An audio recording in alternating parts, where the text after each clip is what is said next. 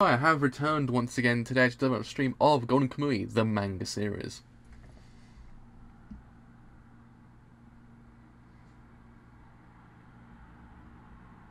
I believe we're good to go. I actually believe we are good to go. So, yes, we have actually covered chapter 194 of Golden Kamuy. As we know, chapter 193 was freaking great, I must say. We actually ended on Kikuta versus Tony Anji, actually. And it's shaping up to actually be a really freaking cool fight. So I actually want to see how it all goes down. Actually, what is the secret behind Kikuta, actually? Because there has to be a secret to his character. That I don't imagine there's not one, because the way they frame the chapter kind of makes you go, there is something going on with his character that we just don't know just yet. To wait and see what happens. So anyways, let's actually put into actually gone live. So, gone live for chapter 194 of Golden Kamuy.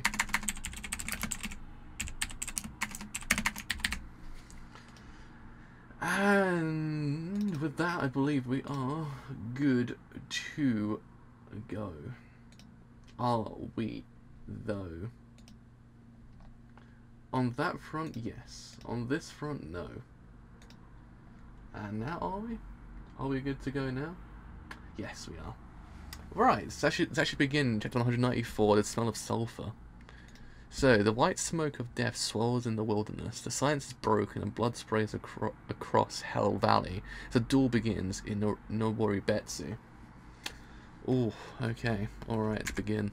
So, eyes open to life and death. One theory for why Pirate wore eye patches was so that their eyes would be adjusted to the darkness when they went below decks. For seeing a battle at night, Warrant Officer Kikuta had put an eye patch over his left eye before the sunset, and now his left eye is completely adjusted to the darkness. Whoa! That actually makes sense, now that I think about it. Fall back, you two. You can see us! Damn it! This is why I told him to do this during the new moon. Hmm? Oh, that's bad. Go! Get down to the valley! You think I'm gonna... Oh. You think I'm gonna let you get away? There we go. Nobori Betsu, Hell Valley. It's believed that the emission of volcanic gases was more active during this time than in the present day. Hmm? I can't see a damn thing.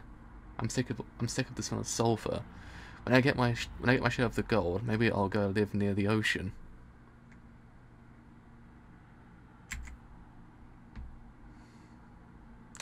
Oh, here we go, lads. Here we go. Action, boys. Ugh! I caught him! One of his underlings has stopped the target from moving around. Tony confirms the target's position. Ugh! He's down! Is that from the direction of Hell Valley?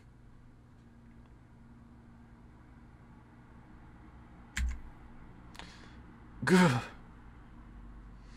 Damn it, you've got some nerve doing that to my precious war trophies. During the Russo-Japanese War, Warrant Officer Kikuta was obsessed with looting trophies from the Russian army officers he killed. He particularly liked the Nagant M1895 to such an extent that he even told his men to search for them.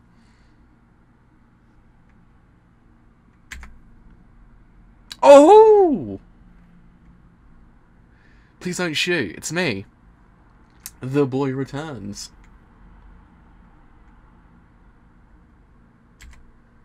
More of his comrades are here. Whoa. I'm at a disadvantage here. He ran towards the mountain. Warrant Officer Kikuta, sir. Ariko? What I saw was a tattoo. We're going after him. Come with me.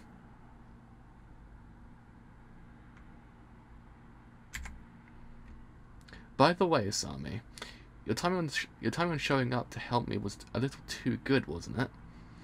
Let me guess, you and Nikaido were keeping watch near the Ainu hot spring.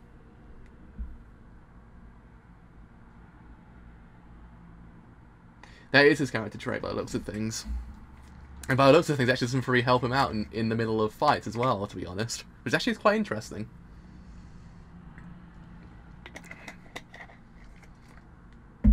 You two actually figured out when you heard Eriko's story, and were trying to beat me to the punch, weren't you?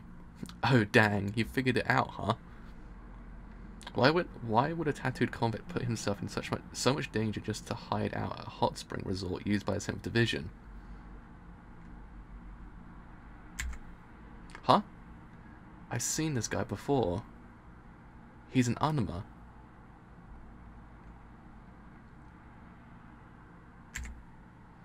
His footprints lead in here.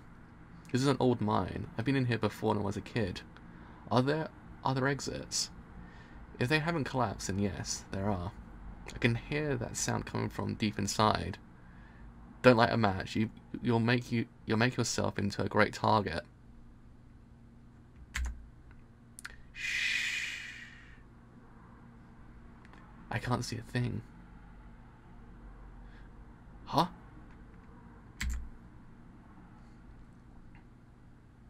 What?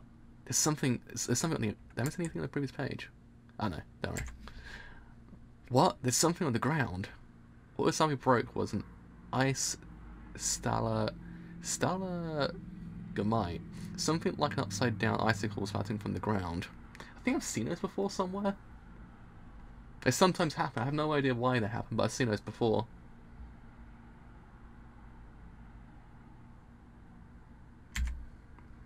One false move and we'll give away our position. Now, I've got the upper hand. Right in their blind spot, 194 end. So, Japanese style yami nabe Western. This is actually a line that Noda regularly uses to describe Golden Kamuy on advertisements, the covers of the manga, volumes, etc. Yami nabe is a special kind of surprise potluck Japanese hot pot.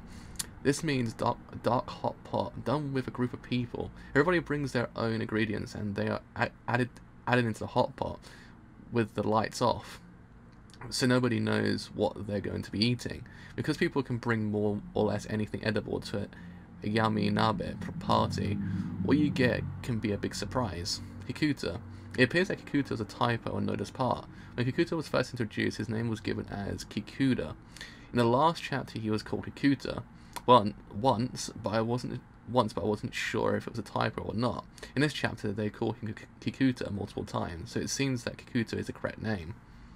So Nagan M1895. His revolver went into production in 1895, and was a standard issue sidearm for the Imperial Russian Army. It continued to be used even after the Russian Revolution and through the World War II, and was still used in some limited capacity in the Russian Federation even into the 21st century. So ice stalagmites. These are formed in below freezing conditions by water dripping from the ceiling onto the cave and freezing on the ground. Because of their shape, their name in Japanese is hyojin, which means ice bamboo shoots. That makes sense actually, because if the droplets keep on falling on the ground, it eventually freeze and keep on going upwards. That actually makes sense. Actually, kind of cool when you think about it.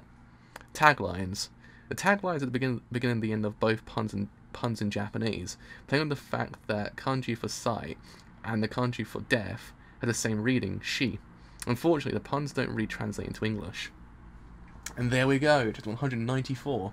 So yeah, I mean, we've got a very interesting kind of turn of events really now at this point, because we've kind of gone away from everyone we've gone away from the actual main group, and for that reason, it's actually kind of got a little bit more interesting. Like in the sense that we're kind of getting their motivations as well to what's actually going on here, and it kind of seems like there's just more going on in this world than we actually imagine.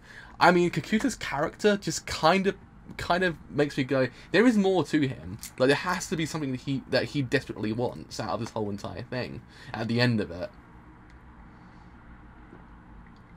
Like he's a very interesting character because we got to know him for a long while now, for like 3-4 chapters at this point.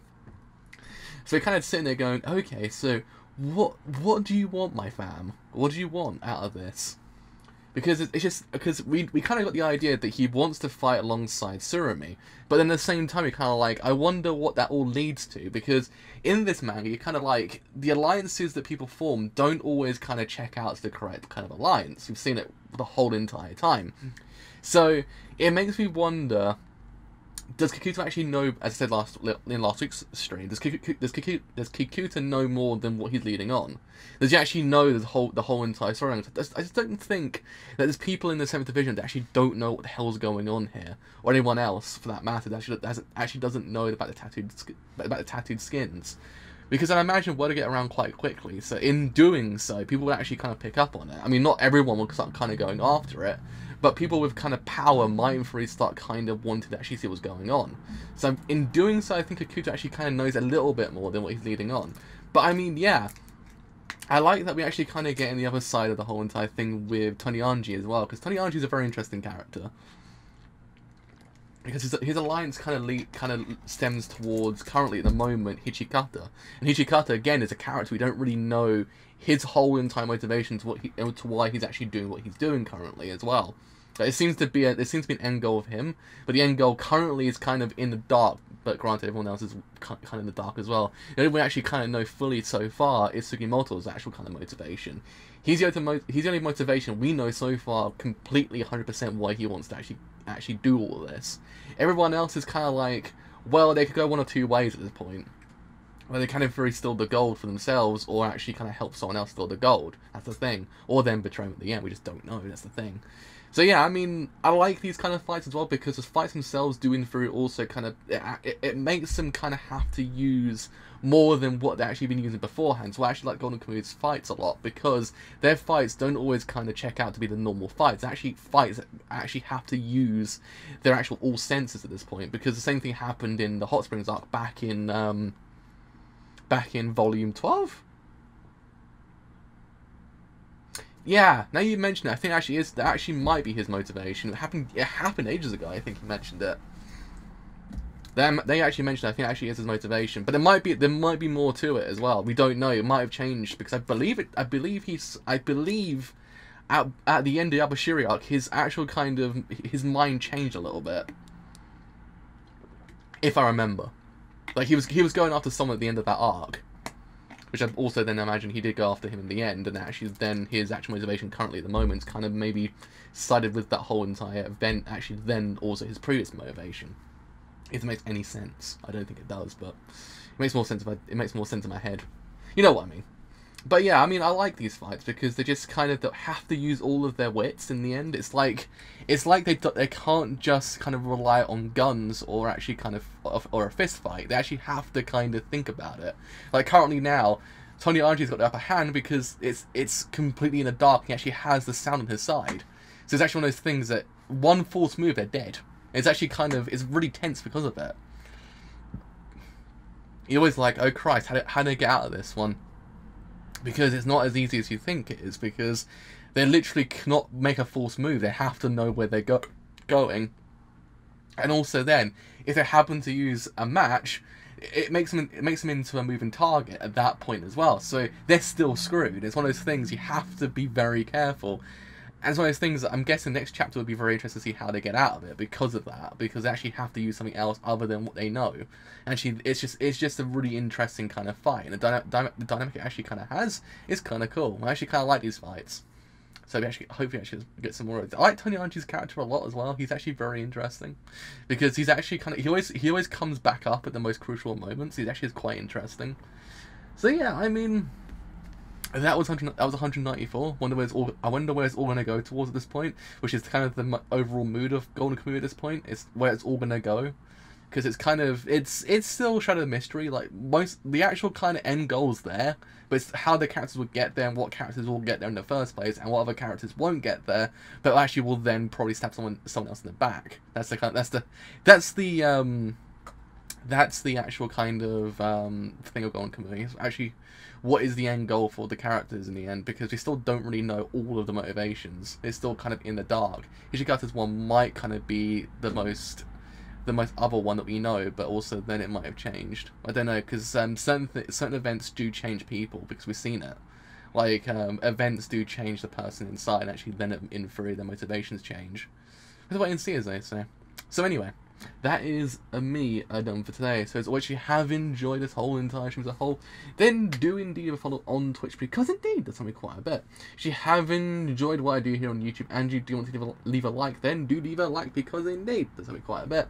If you have enjoyed it here on YouTube and you do want to stay a bit longer, then do indeed leave a sub, because indeed that's something quite a bit. If you have enjoyed what I do here on YouTube and you want to stay a bit longer after that whole entire point, then do in theory leave a follow on Twitter, because indeed it's actually helped me quite a bit. Actually, no streams go live streams, I do as well. And also, actually want to stay a bit longer but don't have Twitter, do in theory also have a Discord, so actually totally streams go live, and the other streams I do as well. But until next time, chapter 195 of Golden Kamuy, I'll see you guys later. Bye for now.